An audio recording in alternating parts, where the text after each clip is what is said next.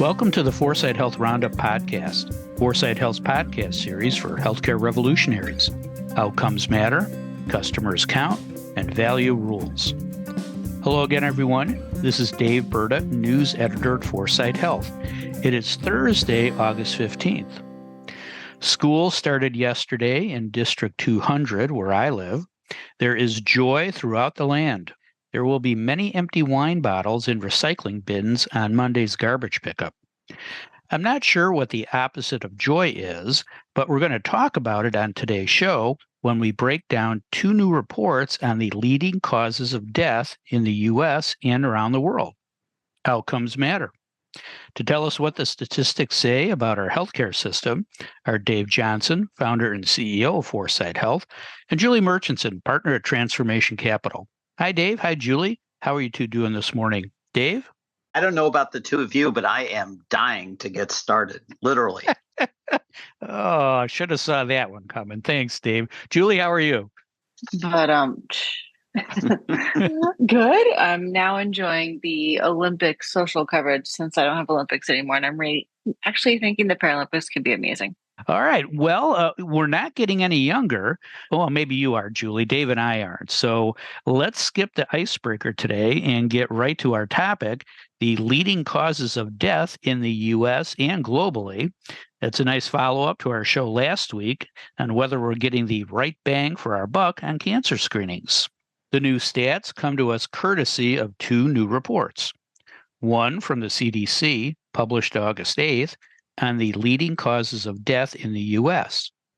The other from the World Health Organization, published August 7th, on the leading causes of deaths worldwide. I'm going to give you some of the top-line findings of each, and you're going to tell me what they say about the healthcare systems here and in other countries. The data in the CDC report is from 2023. It said about 3.1 million people died in the U.S. in 2023. That's down from about 3.3 million in 2022. The 10 leading causes of death in 2023 were heart disease, cancer, unintentional injury, stroke, chronic lower respiratory diseases, Alzheimer's disease, diabetes, kidney disease, chronic liver disease and cirrhosis, and COVID-19. The big news, of course, was COVID dropping from number 4 in 2022 to number 10 last year. The data in the WHO report is from 2021, or 2 years earlier than the data in the CDC report. The WHO report said about 68.3 million people died worldwide in 2021. That's a nearly 33% jump from about 51.5 million in 2020. Obviously, that's because of COVID.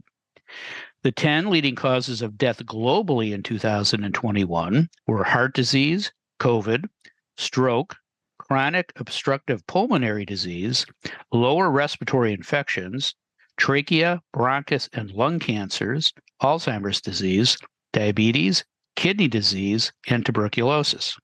Dave, what struck you about the differences and similarities between these two rankings? What do the rankings say about the performance of our healthcare systems in terms of preventing these causes?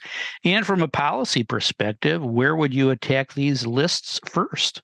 Well, before I get to those questions, we aren't getting any younger comment is still dangling out there, Dave, from your opening remarks. And as certainly you and Julie know, but I don't think we've shared this with the audience yet. One of our writers, Keith Hallahan, and I are writing a book about OptiSpan, the science and practice of optimizing health and extending life. And there is this concept of biological age as well as chronological age. And I'm doing everything I can to lower my biological age. So, wow. And now I'm going to have a chance to write a book about it. So anyway, let's all take up that challenge. But back to the question at hand, what do the lists tell us? I'd say the biggest conclusion that comes out of comparing these studies is that chronic conditions are far and away the number one killer of human beings across the planet, and most particularly in these United States. Your second question, what do these numbers say about prevention? or these lists of causes and rankings about causes of death say about prevention? Not a goddamn thing.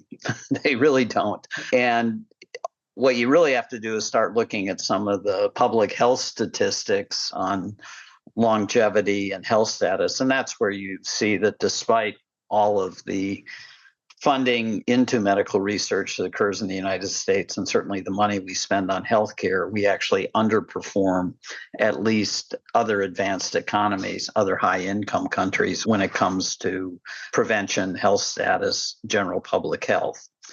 Now, I'm going to use the rest of my time here to talk about this vigorous debate that's occurring regarding the NIH funding and its effectiveness. There's a doctor from Harvard Medical School, MD, PhD from Harvard Medical School. That hierarchy is as high as you can go in medicine, the MD, PhDs. And he testified in Congress last year that we should double the NIH budget. So it's roughly 50 billion now, take it up to 100 billion. And in doing that, we should make it more effective. And he had a number of ideas about how to do that. And it included coupling with the government becoming a better buyer of drugs, basically drugs and devices. In a response, another MD, PhD, Bhavan Sampat, who's at ASU, but formerly was at Columbia, made this really kind of remarkable statement. As I've written elsewhere, the NIH budget has increased 1,000-fold in real terms since the end of World War II, but knowledge of how to most effectively spend the funds to generate meaningful medical treatments, or for that matter, even the best science, has increased very little. So increase the budget, sure, but couple that increase with more investments in learning how to best spend the funds to promote scientific progress, development of meaningful drugs, and other innovations, and improved health. I want to emphasize those last two words, improved health. 1,000-fold increase since the end of World War II. We doubled it between the Clinton and Bush administration, 1998 to 2003, and Biden has doubled down on cancer moonshot and other things. But we really haven't made meaningful progress in how to improve health, as Dr. Sampat makes very evident. So just to wrap it all up here, Dave, because you asked about where we should put our priorities when it comes to medical research and medical spending, funding, it really comes down to investing more in understanding what promotes health and the broader public health, so that we can spend less on healthcare. Thanks. Julie, any questions for Dave? Dave, great analysis. I did some quick Googling, and it tells me that NIH funds Alzheimer's to the tune of almost $4 billion a year, while heart disease is sitting at under 3 in 2023, at least. And Alzheimer's is undoubtedly a big issue, but as you talked about, heart disease is the big issue.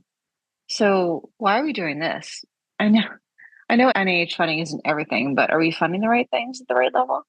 It doesn't bother me that much. We basically know what causes heart disease. We even know how to prevent it. Usually lifestyle modification, eat less, exercise more, eat better, are keys to preventing heart disease in the first place and to recovering after the fact, not to mention the pharmacological solutions to addressing heart disease are pretty well developed at this point. So I guess I'd argue that relative to heart disease, our understanding of Alzheimer's and what causes it is significantly less and therefore deserving of more research. But I will tell you, how many drugs have we tried to promote, or the life sciences industry has experimented with to reduce Alzheimer's, the incidence of Alzheimer's, and it's still increasing. And I believe that probably the most effective way to treat these neurological diseases, which are chronic in nature, is through lifestyle modification, earlier diagnosis, and that finding a magic drug probably doesn't exist. It's a complex disease with multiple origins. Therefore, you need a systematic biological response to treat it.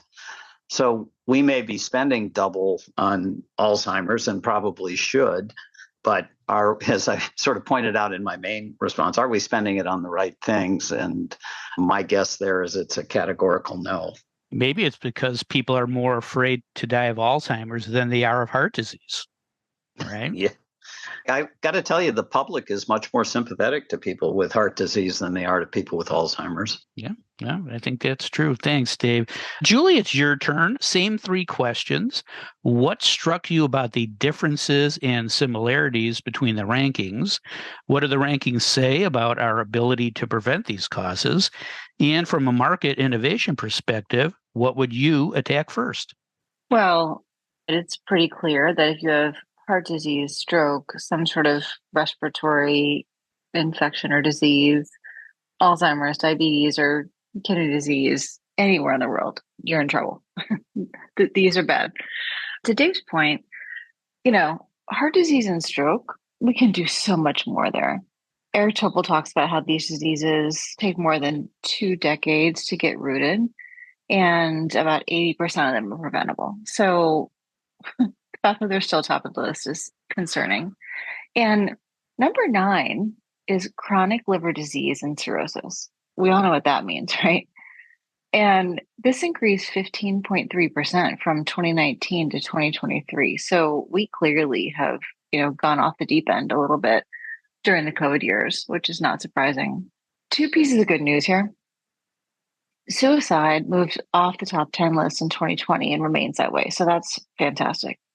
And second piece of good news, I'll just give a shout out to my friend and fabulous healthcare aficionado, Lisa Sunin, is the new MD of the American Heart Association Ventures, which is, pulling together a lot of the innovative funding that AHA spends to transform all of what it does into impact for patients in healthcare. So if anyone can help us in heart disease, it is Lisa. Now here's the bad news. Asaf Bitton, who's from Harvard, MGH, incredible guy. I really enjoyed getting to know him on the NCQA board. He ties our overall failing life expectancy to our failure to treat patients in a timely manner, and starting with primary care. Primary care is definitely his thing. And he says that we haven't been managing our chronic conditions very well over the last 5 years, which I think we all know. But we know how to do better cardiology, outpatient care. But health systems need to focus to really invest in the promises of improving healthcare in places like primary care and others. And this quote from Asaf I love. In the absence of a better system for delivering care, we're going to see the rebound of the nasty chronic conditions take their horrible toll in an inequitable way.